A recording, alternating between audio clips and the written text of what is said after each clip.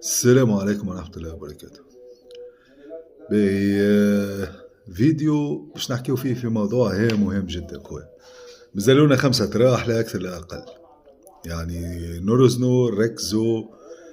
الحكايات الزايدة خويا نبعدوا عليها، اللي يستحق باش يتنقد ماهوش فوق النقد، ما ثم حتى ملاعب فوق النقد، كلها تاخذ في شهرية خويا، كلها مطالبة انها تقدم الإضافة للنادي الأفريقي. هذه حاجة متفاهمين فيها الناس كليكا.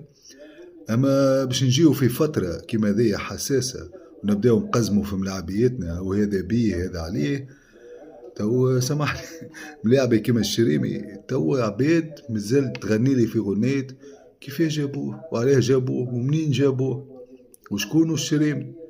معلم السيد كيب ناسيونال تفرج فيه كنت الكاميرون كنت نيجيريا مخك يقف.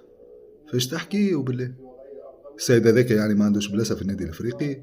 السيد هذاك يتم تقسيمه بالطريقه هذيا. في بالكم اللي لو ما جاتش مشكله ليكيب نتاعو جا عرض من بورتو وحرمته ليكيب نتاعو. يعني بورتو وحدها في وحدها تجيب لك جوا لا علاقه باش البطوله بتاع البرتغال. يا ولادي رانا دخلنا في حكايات تافهه. شنو معناها الشريمي؟ يا ولدي وقتاش تصلح نرجعوا احنا وقتاش تصلح الوسط بتاع الكلوب. اول ما جا الشريمي راهو تصلح الوسط بتاع الكلوب. واي جوار تويك الشريمي خان فلان فلتين، اي جوار تويك راهو محتاجينه. في بالكم عندنا الاطراح في جرة بعضها راه يعني اي جوار محتاجينه في الوقت هذا. تويك انا اللي قاعد نشوف فيه غريب، نشوف فيه لايفوات محلوله يحكيوا على الشريمي والمسماري. يا معلم الشريمي راهو لعبه معك الجوله العاشره راهو تاهل. سيد عنده 6 شهور ما كورش واهلته ولا عمل معك تحضيرات لا والو.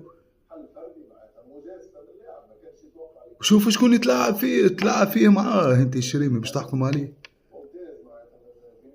ولادي ربي يهديكم، انا يهبط فيديو على الشريمي في الصفحة عاودوا تفرجوا فيه وبعديك احكموا على ملاعبي كيما الشريم. باهي هذه واحدة. الحاجة الثانية قال لك شنو قدم فهد المسماري للنادي الافريقي. ماذا قدم فهد المسماري للنادي الافريقي؟ سؤال معقول برشا. باهي وقتاش النادي الافريقي لعب فهد المسماري في البوست نتاعو خويا وعطاه حق انه يبان في التشكيل؟ وقتها في زوز اطراح، تروح لتوال في سوس وتروح لسبيرونس في الدربي هذاك، تروح الدربي. وفهد المسماري كان من احسن الجوارات. يعني ما نجوش نظلموا العبد وبعد كان نبداو نشكي ونبكي وشنو قدم